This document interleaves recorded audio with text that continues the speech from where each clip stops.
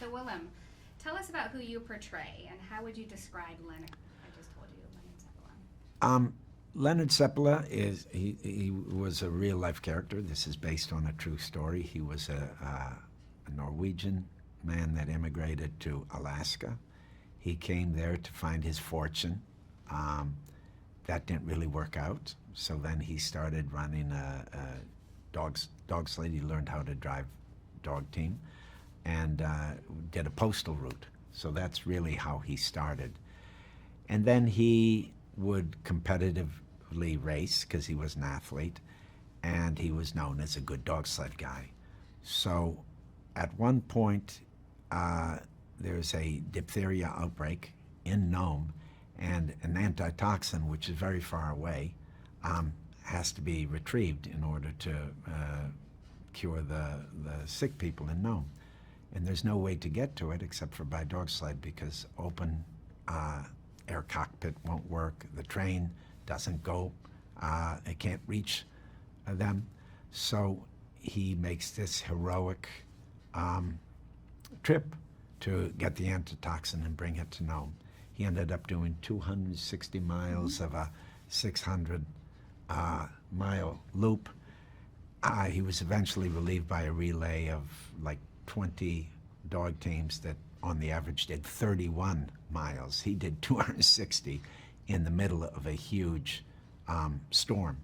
So he was a man that was very tenacious, sort of laconic, but he has this relationship with his wife, a very strong-willed and smart Belgian woman, and beautiful. Yeah, don't get me started. And he learns a lot from her, and she's very central to the story in the respect that he could be a closed, rigid person probably all his life and may not even be able to open his heart to this dog that becomes a really essential part of his life.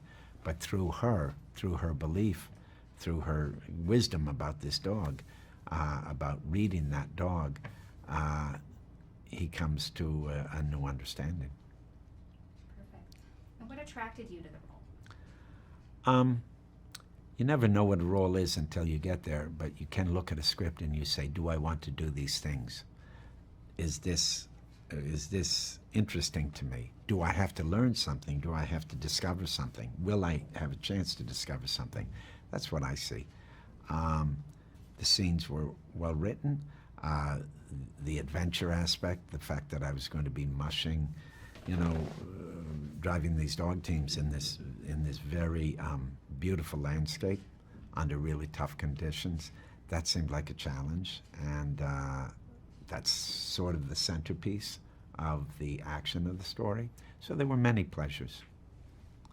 And Julianne, who do you portray, and what role does she play in making of this hero dog? I play Constance Seppala, wife of Leonard, and she's the one that Togo is the runt of the litter, and normally this is the dog that they would try to get rid of, or is more trouble than it's worth. And she encourages her husband to keep this dog and give him a chance, and eventually he does. But I love that we can see this strong, independent woman within this relationship and this equal partnership, and they live by themselves, miles from anywhere, in this pretty hard landscape. It's up to them to keep this place running, and I love that she's not just in the kitchen, but she's on the roof helping mend the roof, and she's chopping wood, and she's helping care for the dogs, and there's a real closeness that these two have, that, and real trust and love that I was really fun to play and really exciting to see on screen. Mm-hmm. And what attracted you to this incredible story? I thought the script was really well. This relationship was for me, because that's what I would be, actively doing. Was the big draw for me, and to be able to do that with Willem, who was already cast, was very appealing to me.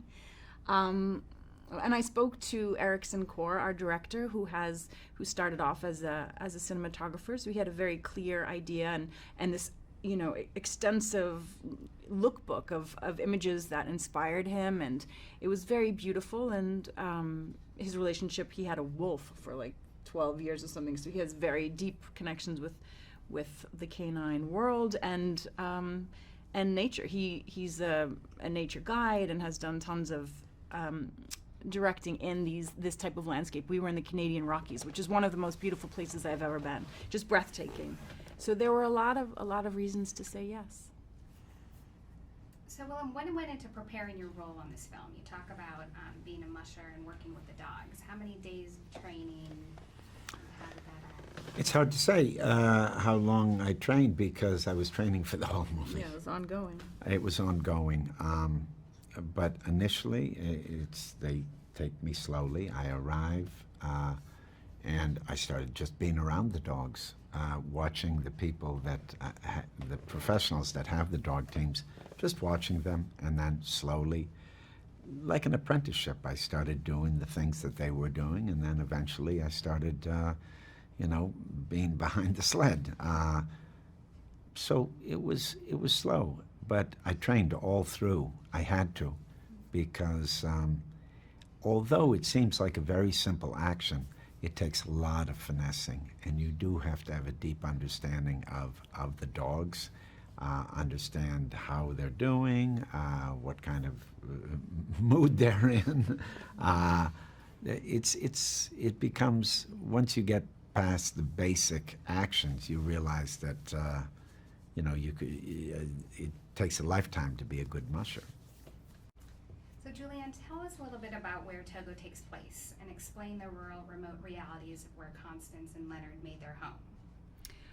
The story we're telling takes place in Nome, Alaska, in both 1913 and 1925. It's one of the things I love about this movie, actually, is how they jump back and forth between time periods. How we're introduced to Togo as a mature dog, and then we're told his story from when they first meet him. And it's Alaska in 1925, so there's not a lot of comforts around, and their home in particular is miles from anywhere, and obviously no electricity, no running water, so it's very much about the day-to-day, the running of a home and a property and the dogs, and trying to stay alive in that world. How did the cool temperatures help your performance? This is for Willem. And how did the weather and its unpredictability impact your impression of the reality of Seppala's journey? Well, nature, in this case, shooting so much outdoors, tells you what you can and can't do. And you're always in contact with it. It's a fluid thing, and that makes you fluid in your approach to what you're doing. There's no arriving. You always got to stay on top of it, because the target is always moving. The weather is always changing. So I guess, when it's cold, there's no acting required. You're cold. You're cold.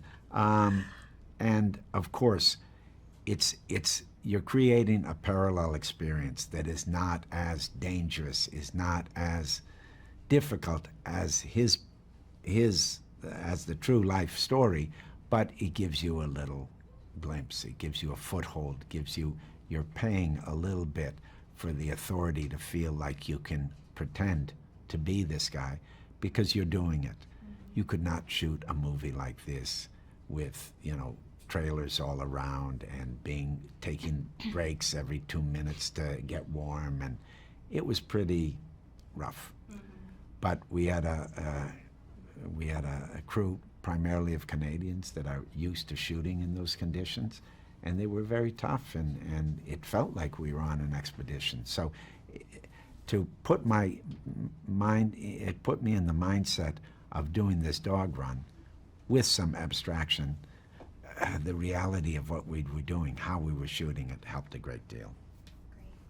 And what did Erickson Core bring into the production?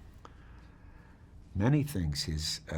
Erickson Core, not only did he start out as a cinematographer, and he's often operating among other cameras, there were usually multiple cameras, but he has a great love for animals, he has a great love for nature, and he deeply felt for the story. He pitched me the story even before I read the script, and it's almost like I didn't have to read the script because he told me the events that were happening, and I just knew his deep connection to the material. And through him, I wanted to know what he knew. I wanted to inhabit what he wanted to express. And that's a good place to be when you feel that passion, when you feel that connection, when you feel that special information, and then you're going towards it. And Julianne, tell us a little bit about the costuming that went in for this film. The incredible parkas created that looked like real fur. Wendy Partridge was our costume designer, and she was just a genius with what she was able to make. Specifically, I mean, she did so much research on the period and the different, types of people, what they would be wearing. And those fur coats in particular, she had to create, they're all fake fur, so she had to create, because she didn't want each of them to look the same. They couldn't, so she created a fake seal one, I don't know what all the animals were, but basically she had to pull all these different faux furs to create ones that looked like real things. And so much so that, I don't even know if you can see it in the movie, but for her it was important that the framing of the hood are two paws like this, and she showed us pictures of those, and so she has fake, I don't know what kind of animal, paws. They were so beautiful, and the attention to detail.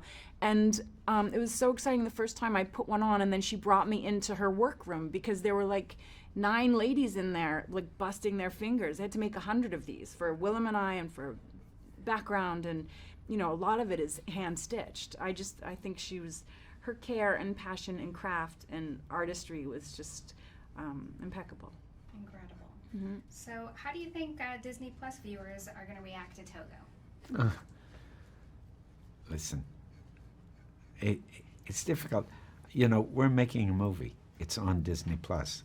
God bless Disney for financing and making this movie. So I think it's a good movie. So we hope they enjoy it. Whether it's on, I would say also we've spoken to a number of people today, and they had just gone to a screening, and it was a range of people today.